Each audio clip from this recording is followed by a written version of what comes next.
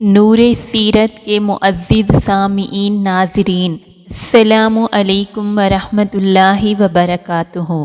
گزشتہ قسط میں ہم نے کعبہ کی تاریخ، واقعہ فیل اور اس سال کا ذکر کیا جب ظلم کی دیواریں زمین بوس ہوئی اور نور محمد کے ظہور کا وقت قریب آیا۔ آج ہم ایک ایسی داستان محبت بیان کرنے جا رہے ہیں جو تخلیق کائنات سے بھی پہلے کی ہے۔ ایک ایسی شان، ایک ایسا مقام جس کی نظیر نہ تاریخ انسانیت میں ملتی ہے اور نہ ہی کائنات کی وسعتوں میں۔ آئیے دل تھام کر سنیں، کیونکہ یہ وہ لمحات ہیں جب اللہ نے خود اپنے محبوب کی عظمت کا اعلان کیا۔ ذرا تصور کیجئے، جب ابھی آدم کا پتلا بھی مکمل نہیں ہوا تھا، جب ابھی یہ وسیع عریض کائنات اپنے رنگوں میں نہیں آئی تھی، اس سے بھی پہلے اللہ رب العزت نے تمام انسانی روحوں کو ایک جگہ جمع کیا۔ ایک ایک روح، ہر انسان کی روح جو قیامت تک پیدا ہونے والی تھی، وہ ایک عظیم اور نورانی محفل تھی۔ اور اس محفل میں میرے اور آپ کے خالق نے، جو تمام ربوں کا رب ہے، ان تمام روحوں سے مخاطب ہو کر ایک لازوال سوال کیا۔ ایک ایسا سوال جو ہر روح کی گہرائی میں پیوست ہو گیا۔ الستو بربکم، کیا میں تمہارا رب نہیں ہوں؟ اور اس لمحے جب کوئی زبان نہیں تھی، کوئی آواز نہیں تھی، ہر روح کی گہرائی سے ایک ایسی صدا بلند ہوئی جو آج بھی ہمارے وجود کی بنیاد ہے، ایک ایسی گواہی جو ہماری فطرت میں گندھی ہوئی ہے۔ بلا، کیوں نہیں، بلا شبہ آپ ہی ہمارے رب ہیں۔ ہاں، ہم سب نے، آپ نے، میں نے اس وقت اللہ کی ربوبیت کا اقرار کیا تھا۔ یہ تھا اقرار الست، جو صرف ایک وعدہ نہیں تھا بلکہ ہماری روح کا اپنے خالق سے پہلا تعارف تھا۔ مگر نور سیرت کے ناظرین، ذرا ٹھہریے، ایک اور عہد بھی لیا گیا، ایک ایسا عہد جو اس کائنات کے سب سے عظیم ہستی کے لیے مخصوص تھا، اور یہ عہد کسی اور مخلوق سے نہیں بلکہ تمام کے تمام انبیاء کرام علیہ السلام سے لیا گیا۔ یہ وہ شان ہے جو کسی اور نبی یا رسول کو عطا نہیں کی گئی۔ آپ تصور کر سکتے ہیں، دنیا میں آج تک 1,24,000 کے قریب انبیاء اور رسول بھیجے گئے، ہر ایک اپنی جگہ نبوت کے تاجدار، ہدایت کے مینار، مگر اللہ رب العزت نے ان تمام جلیل القدر پیغمبروں کو جمع فرمایا اور ان سے ایک خاص میثاق لیا۔ یہ میثاق تھا میرے اور آپ کے آقا، تمام انبیاء کے سردار حضرت محمد مصطفیٰ کے لیے۔ اللہ نے ان سے فرمایا، اگر میرا مدنی پاک، میرا آخری نبی محمد صلی اللہ علیہ وآلہ وسلم کا زمانہ آئے گا تو تم ضرور بضرور ان پر ایمان لاؤ گے اور ضرور بضرور ان کی نصرت یعنی مدد کرو گے۔ مدد، یہ وہ فرمان تھا جو ہر نبی کے دل پر نقش کر دیا گیا۔ قرآن پاک میں سورۃ آل عمران کی آیت 81 اس عظمت کو یوں بیان کرتی ہے، وَإِذْ أَخَذَ اللَّهُ مِيثَاقَ النَّبِيِّينَ لَمَا آتَيْتُكُم مِّن كِتَابٍ وَحِكْمَةٍ ثُمَّ جَاءَكُمْ رَسُولٌ مُصَدِّقٌ لَمَّا مَعَكُمْ لَتُؤْمِنُنَّ بِهِ وَلَتَنصُرُنَّهُ۔ اور یاد کرو جب اللہ نے نبیوں سے پختہ عہد لیا کہ جب میں تمہیں کتاب اور حکمت عطا فرماؤں، پھر تمہارے پاس وہ رسول آئے جو تمہاری کتابوں اور تمہاری تعلیمات کی تصدیق کرنے والا ہو جو تمہارے پاس موجود ہو، تو تم ضرور بضرور اس پر ایمان لاؤ گے اور ضرور بضرور اس کی بھرپور مدد کرو گے۔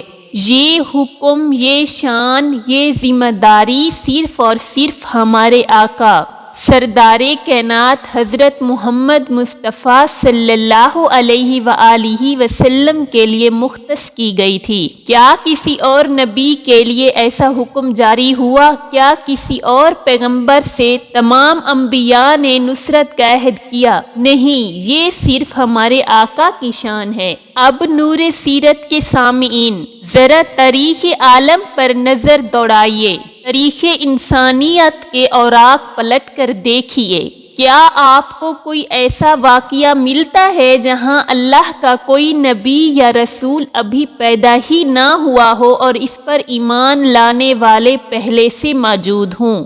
ایک ایسا لمحہ جہاں ایک پیغمبر کا وجود بھی نہ ہو مگر ان کی امت، ان کے فدائی ان پر ایمان کا اقرار کر رہے ہوں۔ یہ ایک ایسا انوکھا اور بے مثال واقعہ ہے جو صرف اور صرف نبی کریم کے حصے میں آیا۔ یہ بات تو تاریخ میں عام ملتی ہے کہ انبیاء تشریف لائے، کچھ لوگ ان پر ایمان لائے، ان کی تصدیق کی، جبکہ کچھ نے انکار کیا اور ان کی تکذیب کی۔ لیکن یہاں معاملہ بالکل مختلف تھا۔ ابھی حضور اکرم صلی اللہ علیہ وآلہ وسلم کی بعثت یعنی اعلان نبوت تو دور کی بات ہے، ابھی آپ صلی اللہ علیہ وآلہ وسلم کی پیدائش بھی نہیں ہوئی تھی، یعنی ابھی حضور اکرم صلی اللہ علیہ وآلہ وسلم اس دنیا میں تشریف نہیں لائے تھے۔ اس کے باوجود ان پر ایمان لانے والے موجود تھے، اور وہ بھی کون؟ وقت کے بادشاہ۔ اسی زمانے میں یعنی حضور اکرم صلی اللہ علیہ وآلہ وسلم کی پیدائش سے بھی صدیوں پہلے یمن کے ایک عظیم بادشاہ نے حکمرانی کی۔ ان بادشاہوں کو طبع یمن کے لقب سے پکارا جاتا تھا۔ یہ ان کا معروسی لقب تھا، جیسے روم کے بادشاہوں کو قیصر، فارس کے بادشاہوں کو کسریٰ، مصر کے بادشاہوں کو فرعونہ اور حبشہ کے بادشاہوں کو نجاشی کہا جاتا تھا۔ اسی طرح یمن کے حکمرانوں کو طبابیہ کہا جاتا تھا۔ ان میں طبع اکبر، طبع اول، طبع ثانی جیسے طاقتور اور مشہور بادشاہ ہوئے ہیں۔ یہ طبع یمن ایک بیدار مغز اور جستجو کا پیکر بادشاہ تھا۔ جب وہ اپنی سیرت اور دیگر انبیاء کی تعلیمات کا مطالعہ کر رہا تھا تو اس کی آنکھوں میں ایک نور جگمگا اٹھا۔ اس نے سابقہ آسمانی کتابوں میں جیسے تورات، انجیل اور زبور میں آنے والے آخری نبی ہمارے آقا صلی اللہ علیہ وآلہ وسلم کے اوصاف مبارکہ، ان کے حلیے، ان کے مقام ولادت اور ان کی ہجرت گاہ کے بارے میں تفصیلی پیشن گویاں پڑھی۔ ہر لفظ، ہر سطر اس کے دل میں محبت اور عقیدت کی شمع روشن کرتی گئی۔ یہ طبع یمن کسی سفر کے دوران سرزمین مکہ مدینہ سے بھی گزرا۔ اس نے ان بابرکت جگہوں کے مناظر کو اپنی آنکھوں سے دیکھا اور ان کا موازنہ ابھی کتب سماویہ میں بیان کردہ پیشن گوئیوں سے کیا۔ ہر منظر، ہر سنگریزہ اسے محبوب کائنات کی آمد کی نوید دے رہا تھا۔ یہ دیکھ کر اس پر نبی اکرم صلی اللہ علیہ وآلہ وسلم کی عظمت اور صداقت ایسے آشکار ہوئی جیسے صبح کا سورج۔ وہ تڑپ اٹھا اور آپ صلی اللہ علیہ وآلہ وسلم پر ایمان لے آیا، حالانکہ آپ ابھی اس دنیا میں تشریف بھی نہیں لائے تھے۔ اس نے ایک انتہائی غیر معمولی اقدام کیا، ایک ایسا اقدام جو تاریخ کے ماتھے کا جھومر بن گیا۔ اس نے ایک شاہی فرمان خط لکھا۔ یہ صرف ایک عام خط نہیں تھا بلکہ ایک ایسی تحریر تھی جو اس کے گہرے ایمان، والہانہ محبت اور بے تابانہ انتظار کا اظہار تھی۔ اس نے اس خط کو اپنے ملک میں، اپنے شاہی خزانے میں یا کسی انتہائی محفوظ مقام پر امانت کے طور پر جمع کروا دیا اور حکم دیا کہ میرے بعد یہ خط محفوظ رکھا جائے، اور جب سرکار دو عالم اللہ کے نبی مکہ میں پیدا ہوں، ان کی بعثت ہو، تو میرا یہ خط ان کی خدمت میں پیش کیا جائے۔ ذرا غور کریں، ابھی حضور اکرم صلی اللہ علیہ وآلہ وسلم کی پیدائش بھی نہیں ہوئی تھی، آپ کا دنیا میں ظہور بھی نہیں ہوا تھا، اور اس طاقتور بادشاہ نے آپ پر ایمان کا اعلان کرتے ہوئے یہ خط لکھا۔ یہ کیسا عشق تھا، یہ کیسا والہانہ پن تھا۔ اس خط میں طبع یمن نے اپنے دل کا حال یوں لکھا: میں طبع یمن ہوں اور میں اس بات کے لیے یہ خط لکھ رہا ہوں کہ اگر اللہ نے میری زندگی میں آپ کو دنیا میں پیدا فرما دیا تو میں آپ کا وزیر بنوں گا، میں آپ کا معاون اور سپاہی بنوں گا اور آپ کے دین کی نصرت کروں گا۔ آپ ذرا تصور کریں، وہ اس وقت کا ایک خود مختار اور طاقتور بادشاہ تھا، مگر اسے عشق رسول میں اس نے اپنے آپ کو آخری نبی کے خادم کے طور پر پیش کیا، اور اگر میں پہلے مر گیا اور آپ میرے بعد دنیا میں تشریف لے آئے تو پھر میرے گواہ رہیں کہ میں آپ پر ایمان لا چکا ہوں اور قیامت کے دن آپ کی شفاعت کا امیدوار ہوں۔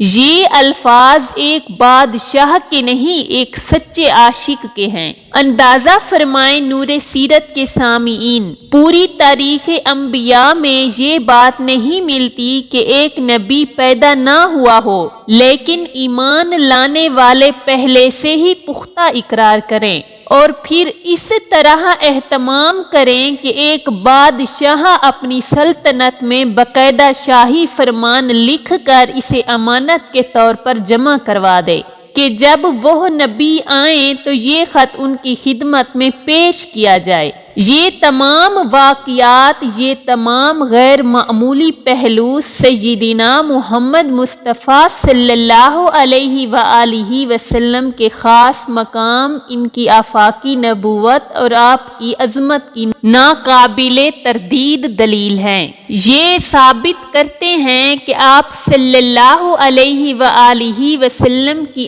آمد کوئی معمولی واقعہ نہیں تھا، بلکہ یہ کائنات کی تخلیق سے ہی مقدر ہو چکا تھا، اور اسی طرح یہ بھی کسی اور عظیم شخصیت کے بارے میں نہیں ملتا کہ حضور اکرم صلی اللہ علیہ وآلہ وسلم کی پیدائش بھی نہ ہوئی ہو اور بڑے بڑے سلاطین اور راہب آپ کی تصویریں اپنی عبادت گاہوں میں یا ذاتی مجموعوں میں محفوظ رکھتے ہوں۔ جبیر بن مطعم، شعبہ بن مغیرہ، حاتب بن عبداللہ جیسے متعدد روایات اس بات کی تصدیق کرتی ہیں جو دلوں کو ہلا دیتی ہیں۔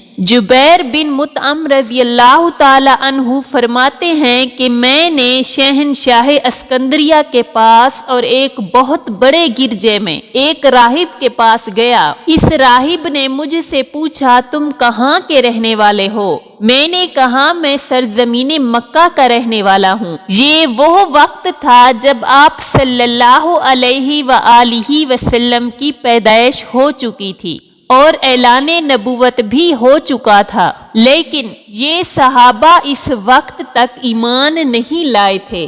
راہب نے ان الفاظ سے دل کو چھو لیا۔ اچھا، میرے ساتھ تم میرے گرجے میں چلو، میں تمہیں کچھ تصویریں دکھانا چاہتا ہوں۔ ان تصویروں میں تم اپنے اس پاک پیغمبر کو پہچان لو گے جس کا تم ذکر کر رہے ہو کہ مکہ میں ایک پیغمبر پیدا ہوئے ہیں جنہوں نے نبوت کا دعویٰ کیا ہے۔ جبیر بن مطعم کہتے ہیں، میں نے حیرانی سے کہا، عجیب بات کرتے ہو، وہ تو ہمارے قریب کی بات ہے، میں ان کو نہیں پہچانوں گا تو کون پہچانے گا؟ تو کہتے ہیں وہ مجھے لے گئے اور ایک ایک خانہ کھولتے گئے، تصویریں دکھاتے گئے۔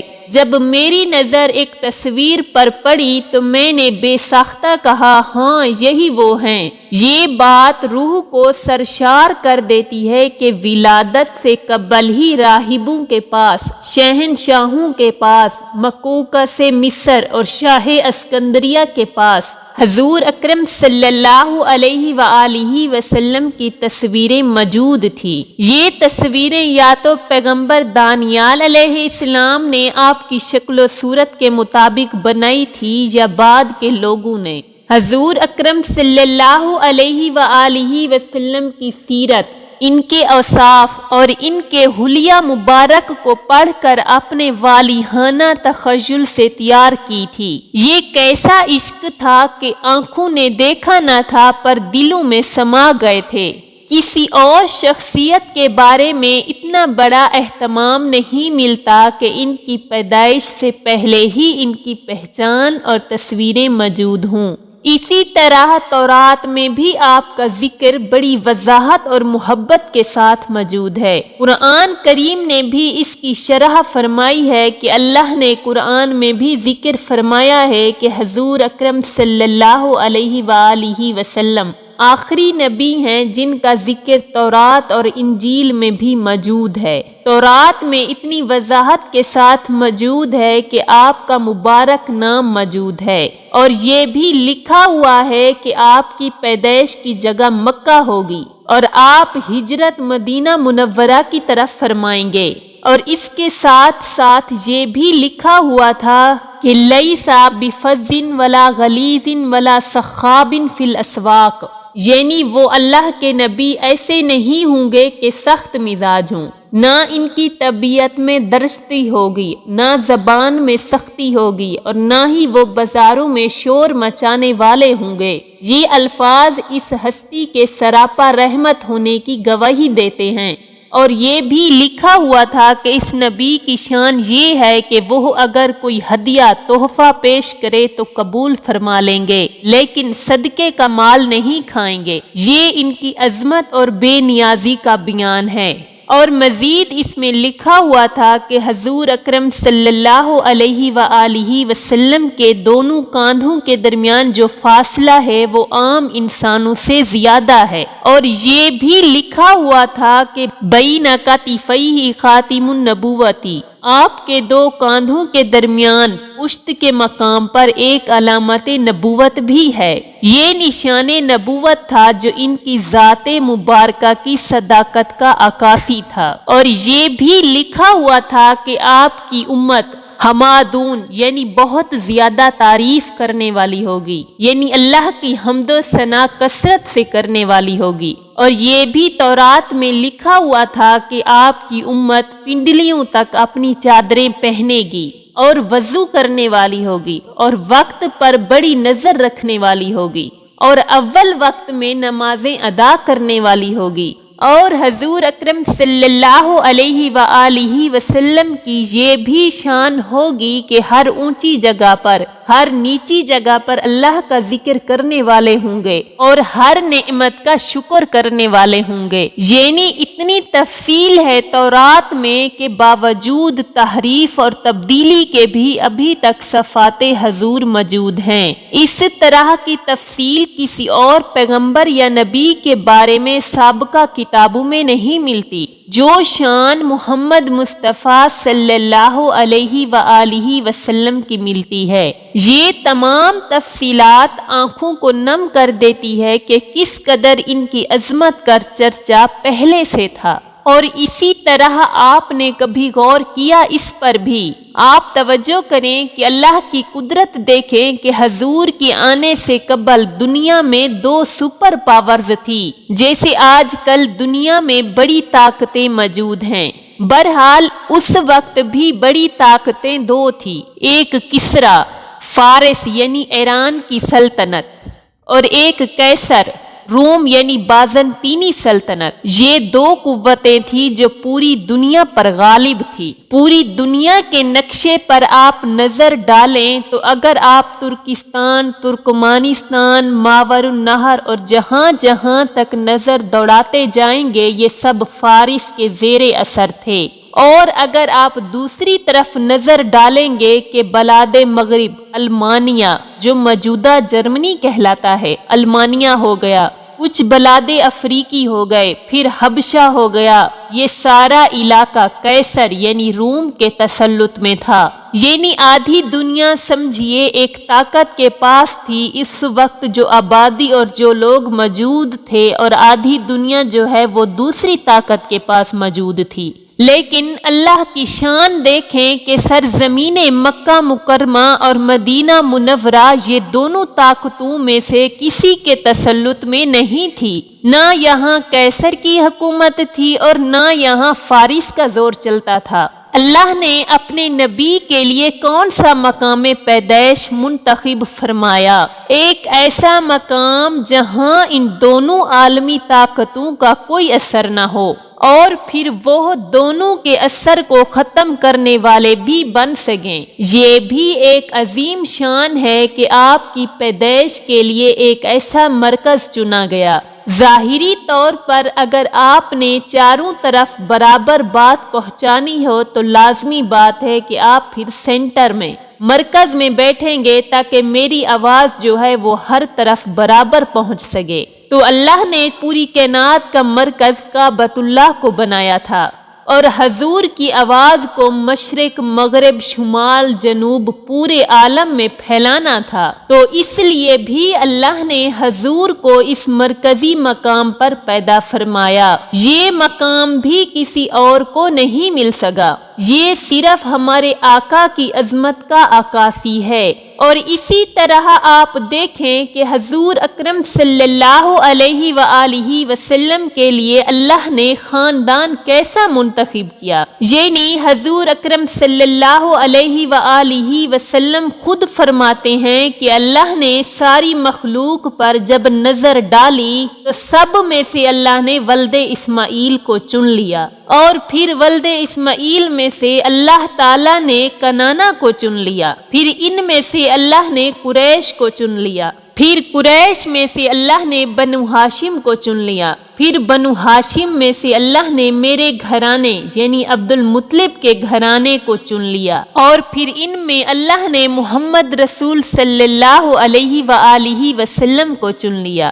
یہ انتخاب، یہ چناؤ اتفاق نہیں تھا بلکہ اللہ کا ازلی فیصلہ تھا۔ یعنی اتنے انتخابات اور پھر خدا کی قدرت دیکھیں کہ جس مرکز کعبہ میں اللہ نے اپنے نبی کو پیدا فرمانا تھا، یہ باتیں ایسی نہیں ہیں کہ محض ہم کہہ دیں کہ یہ اتفاق ہو گیا۔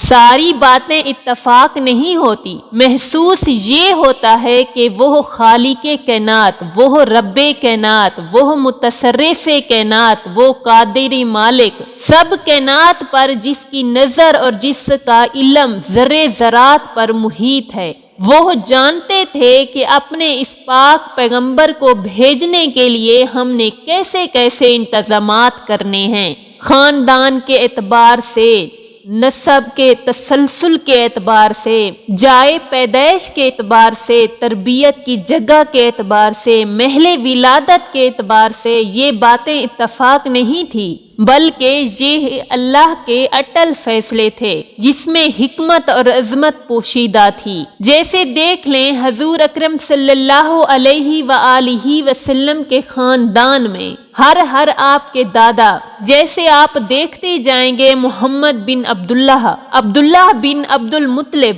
ہاشم بن عبد مناف بن کسا بن کلاب، یعنی آپ دیکھتے جائیں گے آپ کے جد امجد کو، اجداد کو، داداؤں کو، آپ حیران ہوں گے کہ ہر ایک میں کوئی نہ کوئی ایسی خوبی ہے جو تاریخ انسانیت میں کسی اور میں نہیں ملتی۔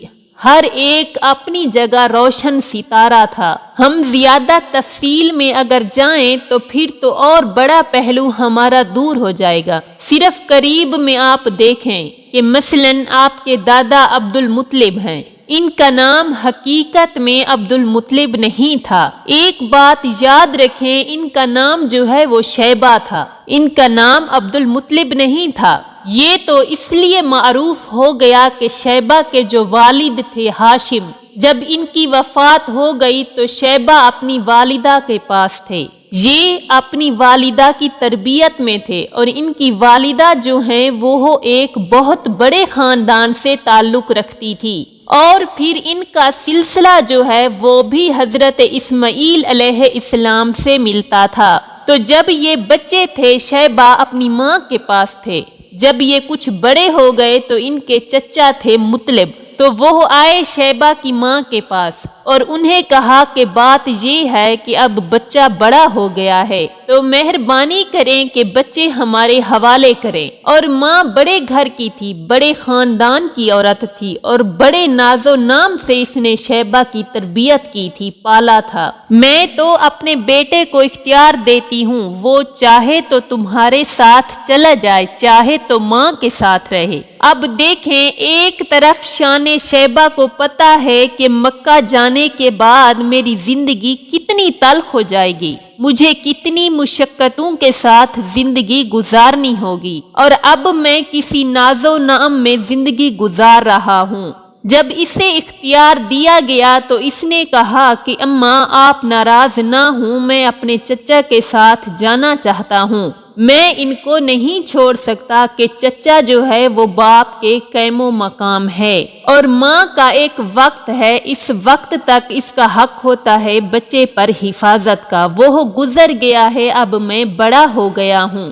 اسی لیے نسب جو ہے وہ باپ سے چلتا ہے، ماؤں سے تو نہیں چلتا۔ تو ماں نے کہا کہ بیٹا اگر تمہاری یہ خوشی ہے تو میں تمہیں منع نہیں کرتی۔ تو مطلب جو تھے وہ ان کو اونٹ پر اپنے ساتھ بٹھا کر لائے۔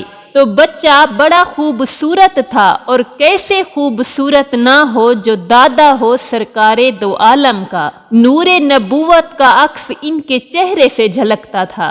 جب وہ لے آئے تو لوگ جب مکہ میں داخل ہوئے تو لوگوں نے دیکھا تو وہ عام رواج تھا، اس وقت لوگ غلام خریدا کرتے تھے، خوبصورت لڑکے خریدتے تھے، خدمت کے لیے رکھتے تھے، فخر کرتے تھے سردار کہ میرے پاس اتنے غلام ہیں، وہ کہتا میرا غلام اتنا قیمتی ہے، وہ کہتا میرا غلام اتنا قیمتی ہے۔ لوگوں نے جو دیکھا تو انہوں نے سمجھا کہ یہ بھی غلام خرید کر لایا ہے مطلب، تو انہوں نے کہنا شروع کر دیا عبد المطلب عبد المطلب عبد المطلب، یعنی مطلب کا غلام، ورنہ آپ کا نام عبد المطلب نہیں تھا بلکہ شیبہ تھا۔ یہ عبد المطلب جو ہیں اب تو عبد المطلب کے نام سے معروف ہو گئے نا، شیبہ تو نام ہی ختم ہو گیا۔ یعنی آپ اندازہ کریں کہ کتنا بڑا یہ سارا انتظام ہے، یہ اتفاق نہیں بلکہ اس خالق کائنات نے، اس رب